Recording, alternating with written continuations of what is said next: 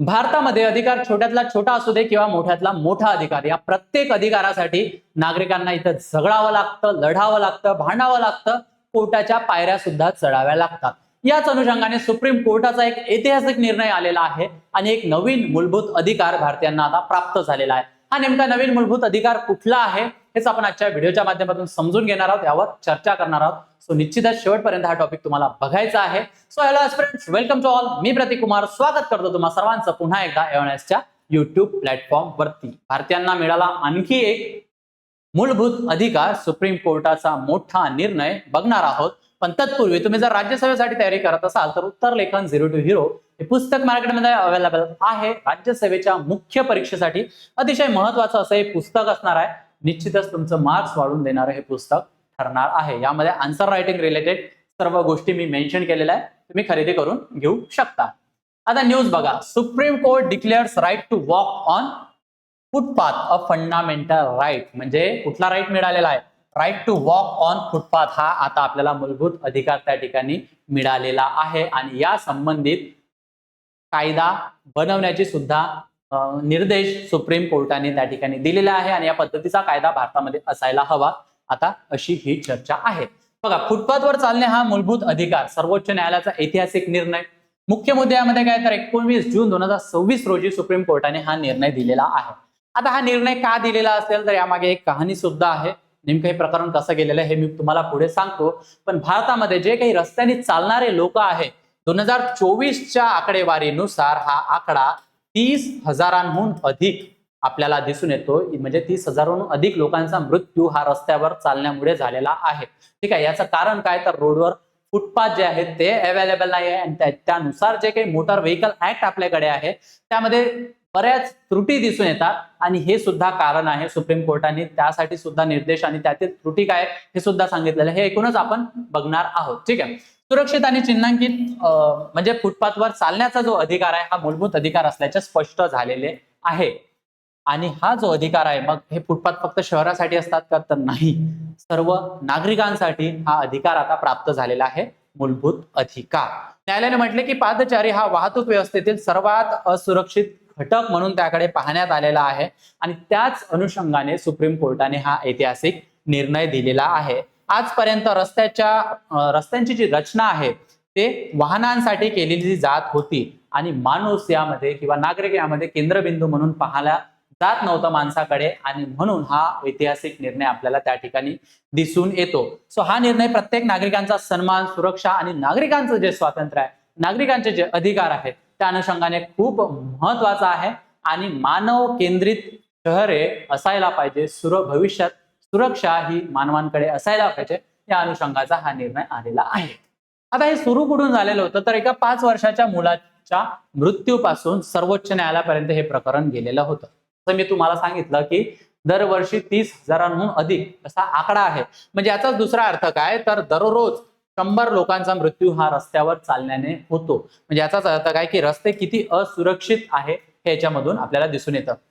बघा, 5 वर्षाचा मुलगा जो होता शाळेत जात होता, टँकरने त्याला धडक दिली आणि त्यामध्ये त्याचा मृत्यू झालेला आहे. ठीक आहे, सो अपघाताच्या ठिकाणी जो काही आहे फुटपाथ नव्हता, सुरक्षित पादचारी मार्ग नव्हता आणि त्याच्यामुळे या विद्यार्थ्याचा मृत्यू झालेला आहे. क्रॉसिंगची व्यवस्था नव्हती. काही व्यवस्था जरी असली तरी बरेचसे नागरिक हे फॉलो करताना सुद्धा दिसून येत नाही. ठीक आहे, तो काय केलेला आहे की कुटुंबाने मग न्यायालयात याचिका दाखल केली आणि हे प्रकरण मग एकूण न्यायालयात गेलेलं आहे आणि त्या अनुषंगाने न्यायालयाने यावर निर्णय दिलेला आहे. आणि म्हणूनच मी म्हटलं की एखादा छोट्यातला छोटा अधिकार असू दे किंवा मोठ्यातला मोठा अधिकार असू दे, प्रत्येक अधिकारासाठी इथे झगडावं लागत असतं. ठीक आहे, आता बघा, भारतीय राज्यघटनेमध्ये भाग 3 मध्ये मूलभूत अधिकाराचा कॉन्सेप्ट त्या ठिकाणी आपल्याला दिसून येतो. 12 ते 35 एकूण आपल्याला काय मूलभूत अधिकार दिसून येतात. ठीक आहे, सो आता त्या मूलभूत अधिकारामध्ये जे काही मूलभूत अधिकार ठेवण्यात आलेले आहे, सो हा जो राईट टू वॉक आहे, जो फुटपाथवर चालण्याचा जो मूलभूत अधिकार आहे, हा कुठल्या अधिकारामध्ये किंवा कुठल्या अधिकाराशी कनेक्ट करण्यात आलेला आहे तर प्रामुख्याने 2 कलमे आपल्याला त्या ठिकाणी दिसून येतात. कलम 19(1)(d) आणि दुसरं कलम आहे कलम 21. कलम 21 आपल्याला माहितीच आहे, राईट टू लाईफ म्हणजे जगण्याच्या अधिकाराशी संबंधित हे कलम 21 आहे. आणि कलम 19(1)(d) हे काय आहे तर मुक्तपणे फिरण्याचा अधिकार. भारतामध्ये तुम्ही कुठेही मुक्तपणे फिरू शकता आणि हेच मुक्तपणे फिरण्याचा अधिकार 19(1)D मध्ये आपल्याला दिसून येतो आणि त्याच्याशीच हा जो फुटपाथवर चालण्याचा अधिकार आहे तो त्या ठिकाणी संबंधित असल्याचं सुप्रीम कोर्टाने सांगितलेलं आहे. ठीक आहे. सो हे दोन कलम महत्वाचे आहे, लक्षात ठेवायचे आहे, जेणेकरून परीक्षेत जर अशा पद्धतीने प्रश्न आला तर निश्चितच त्याचं उत्तर आपल्याला देता आलं पाहिजे. आता न्यायालयाने यावर तर्क काय दिलेला आहे बघा. कलम 19(1)D जे कलम आहे किंवा कलम 19 जे कलम आहे त्यामध्ये बरेचसे अधिकार आपल्याला दिसून येतात, मूलभूत अधिकार दिसून येतात. जसं तुम्हाला भाषणाचं स्वातंत्र्य आहे, तुम्हाला एकत्रित निशस्त्रपणे एकत्रित जमण्याचा अधिकार आहे, तुम्हाला एखादी संस्था एखादी ऑर्गनायझेशन स्थापन करण्याचा अधिकार आहे. त्यानंतर डी जे आहे म्हणजे सबकलम डी जे आहे ते मुक्तपणे फिरण्याचा आहे, भारतात कुठेही राहू शकता, कुठलाही व्यवसाय करू शकता, असे अनेक अधिकार विचारण्यात येतात, परीक्षेला जोड्या लावा स्वरूपात सुद्धा दिसून येतात. ठीक आहे. तो हे अतिशय महत्वाचं कलम आहे, लक्षात असू द्या. आता जे मी म्हणत होतो की न्यायालयाने तर्क यावर काय दिलेला आहे, जर फुटपाथ नसेल, चालणे जर रस्त्याने चालणे जर धोकादायक ठरत असेल, जीविताचा त्या ठिकाणी धोका असेल, तर मग हा जो कलम 19(1)D आहे हे निरर्थक ठरतं. येते लक्षामध्ये, राईट टू लाईफ निरर्थक ठरतं. तुम्ही म्हणजे तुमचा मृत्यू होत आहे आणि तुमच्याकडे राईट टू लाईफ अवेलेबल आहे, चुकी काही कामाचा नाही. येते लक्षामध्ये. तो महत्वाचा निर्णय हा सुप्रीम कोर्टाने दिलेला आहे. या निर्णयाचं आपण स्वागत करायलाच हवं. येते लक्षामध्ये. आता पुढे बघा. आता जो मी कायदा तुम्हाला सांगितलेला होता मोटर व्हेकल ऍक्ट, यामध्ये बऱ्याचशा त्रुटी आहे. सर्वोच्च न्यायालयाने जे टीका या कायद्यावर केलेली होती. सो 1988 कायद्यामध्ये काय त्रुटी आहे तर वाहन केंद्रित दृष्टिकोन, म्हणजे कायदा प्रामुख्याने जे काही वाहन आहे त्याला केंद्रित धरून हा कायदा बनवण्यात आलेला आहे. यामध्ये जो माणूस आहे किंवा जे रस्त्याने चालणारे लोक आहे या संबंधित अनेक त्रुटी दिसून येतात. हे निरीक्षण सुप्रीम कोर्टाने नोंदवलेलं आहे. फुटपाथ बाबत बंधनकारक तरतूद त्यामध्ये नाही. सर्व रस्त्यांवर फुटपाथ आवश्यक असल्याचा स्पष्ट नियम या कायद्यामध्ये करण्यात आलेला नाही. सुरक्षा निकषांचा अभाव आहे, म्हणजे रस्ता किती रुंद असायला पाहिजे जेणेकरून लोकांना त्यावर व्यवस्थित चालण्यात येईल. अतिक्रमण जे तिथे आहे ते कशा पद्धतीने हटवायचं या सुद्धा तरतुदी त्यामध्ये दिसून येत नाही. सो स्पष्ट निकष नाहीत आणि या कायद्यामध्ये स्पष्टता दिसून येत नाही असं निरीक्षण कोर्टानं नोंदवलेलं आहे. बघा, वाहनांसाठी रस्ते पण माणसांसाठी इथे जागा नाही आणि फुटपाथ असतीलही तरी त्याची कंडिशन्स भारतामध्ये काय आहे हे आपल्याला नव्याने सांगायला नको. ठीक आहे. म्हणून भारतातील रस्ते नियोजनात वॉकॅबिलिटी हा विषय जवळपास दुर्लक्षित राहिलेला आहे आणि म्हणून सुप्रीम कोर्टाने काही निर्देश दिलेले आहे, काही मंत्रालयांना सुद्धा सूचना दिलेल्या आहे आणि केंद्र सरकारला सुद्धा निर्देश दिलेले आहे. हे निर्देश काय आहे तर हा जो नवीन अधिकार आता समाविष्ट करण्यात आलेला आहे त्यासाठी स्वतंत्र कायदेशीर चौकट असणं हे आवश्यक आहे आणि हाच निर्णय सुप्रीम कोर्टाने दिलेला आहे. पादचारी सुरक्षेसाठी एक राष्ट्रीय फ्रेमवर्क इथून पुढे तयार करावा लागणार आहे. हे फ्रेमवर्क तयार केल्यानंतर त्यासोबतच नियामक संस्था ज्या काही किंवा त्या ज्या यंत्रणा आहेत त्या सुद्धा नव्याने तयार कराव्या लागणार आहे, जे काय करतील की याचं नियोजन करेल, अंमलबजावणी करेल आणि या मूलभूत अधिकारासंबंधित देखरेख करेल की खरंच हा मूलभूत अधिकार नागरिकांना प्राप्त होतोय का. त्यासाठी अजून काय की राष्ट्रीय सुरक्षा मानके म्हणजे स्टँडर्ड्स त्या ठिकाणी बनवावे लागणार आहे की तुमचे फुटपाथ किमान याची रुंदी जे काही आहे 2 फूट 4 फूट असायला पाहिजे. या संबंधितचे फुटपाथ तयार व्हायला पाहिजे. त्याची गुणवत्ता, त्याची जी क्वालिटी आहे त्यासाठीचे जे काही स्टँडर्ड्स आहे ते सुद्धा तयार करावे लागणार आहे. दिव्यांग लोकांसाठी किती अनुकूल पद्धतीचे फुटपाथ असणार आहे हे सुद्धा त्यामध्ये स्टँडर्ड मध्ये कन्सिडर करावं लागणार आहे. आणि सर्वात महत्वाचं जी अकाउंटेबिलिटी आहे, उत्तरदायित्व आहे, म्हणजे नियम भंगावर कारवाई. जर नियमाचा भंग केला, रस्ते बांधताना जर फुटपाथला घेऊन काही गोष्टी त्या ठिकाणी आढळून आल्या तर त्यावर सुद्धा कारवाई करण्यात येईल. नुकसान भरपाई यंत्रणा कशा पद्धतीची असणार आहे, एकूणच ही अकाउंटेबिलिटी त्या ठिकाणी चेक केल्या जाणार आहे. असे निर्देश सर्वोच्च न्यायालयाने दिलेले आहे. मंत्रालयांना सूचना दिलेल्या आहे. कुठल्या मंत्रालयांना की रोड ट्रान्सपोर्ट अँड हायवे जे मंत्रालय आहे, त्यानंतर housing and urban affairs, rural development या सर्व मंत्रालयांना सुद्धा सूचना दिलेल्या आहे. या सूचनेअंतर्गत आता या मंत्रालयांना काम करावं लागणार आहे.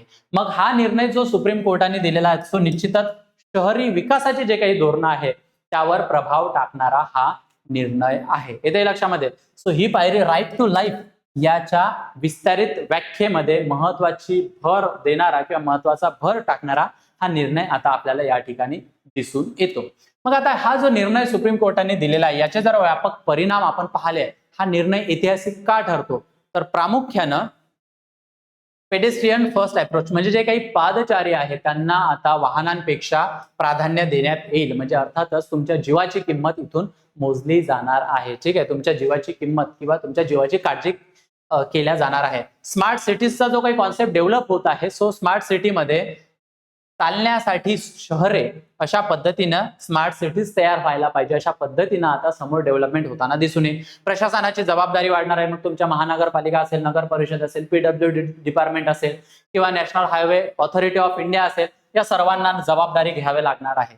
संभाव्य परिणाम काय होणार आहे तर फुटपाथवर अतिक्रमण जे आहे त्यावर सुद्धा कारवाई करण्यात येईल आणि पादचारी सुरक्षतेसाठी नवीन नियम तयार करण्यात येईल. आणि मग हे जे रस्ते आहे हे फक्त वाहनांसाठी नाही तर नागरिकांसाठी इथून पुढे आपल्याला दिसून येतील. निश्चितच यामध्ये अनेक शंका आहेत की खरंच याचं इम्प्लिमेंटेशन, याची अंमलबजावणी योग्य प्रमाणात होणार आहे की नाही, हे सुद्धा आपल्याला पुढील येणाऱ्या काळामध्ये बघणं खूप गरजेचं आहे. आता यावर तुमचं मत काय, तुम्हाला काय वाटतं, व्हॉट डू यू थिंक, हे तुम्ही मला कॉमेंट सेक्शन मध्ये सांगायचं आहे. आणि तुमच्यासाठी एक प्रश्न ठेवलेला आहे, प्रश्न एकदा बघून घ्या. अलीकडे सर्वोच्च न्यायालयाने राईट टू वॉक म्हणजे सुरक्षितपणे चालण्याचा अधिकार हा कोणत्या मूलभूत अधिकारांशी जोडला गेलेला आहे? ऑप्शन्स एकदा बघून घ्या, याचं उत्तर मला कॉमेंट सेक्शन मध्ये द्यायला विसरू नका. आणि तुम्ही जर राज्यसभेसाठी तयारी करत असाल तर समर्पण नावाची बॅच आम्ही लॉन्च केलेली आहे. लाईव्ह प्लस रेकॉर्डेड स्वरूपाची ही बॅच असणार आहे. 29,999 रुपये इतक्या माफक दरात तुमच्यासाठी ती अवेलेबल आहे. Prelims plus mains, life time validity, basic to advance, NCERT coverage, answer writing practice, PYP analysis, study notes, test series plus 1-to-1 mentorship सुद्धा या बॅच मध्ये अवेलेबल असणार आहे. तुम्हाला काय करायचंय, माझा कुपन कोड युज करायचा आहे प्रतीक सर म्हणून आणि या बॅचवर भरघोस डिस्काउंट मिळवायचं आहे. सोबत मी माझा नंबर तुमच्याशी शेअर करत आहे. तुम्हाला जर काही क्वेरीज असेल, कॉन्टॅक्ट करायचं असेल, काही गायडन्स हवं असेल, निसंकोचपणे मला कॉन्टॅक्ट करू शकता. त्यामुळे ऍप्लिकेशन डाउनलोड करायला विसरायचं नाही, ज्यामध्ये आहे notes, text books, current affairs, mind map, syllabus, quiz. अजून काय पाहिजे, हा QR कोड स्कॅन करा, त्यानंतर टेलिग्राम चॅनलला जॉईन करा. अधिक माहितीसाठी मी तुम्हाला ऑफिशियल नंबर आणि वेबसाईट देत आहे, निश्चितच तुम्ही तिथे व्हिजिट करू शकता. आय होप हा टॉपिक तुम्हाला आवडला असेल. तुम्हाला कसा वाटला मला कॉमेंट सेक्शन मध्ये सांगा. सध्या इथेच थांबूया, पुन्हा भेटूया एका नवीन टॉपिक सोबत लवकरच. थँक्यू.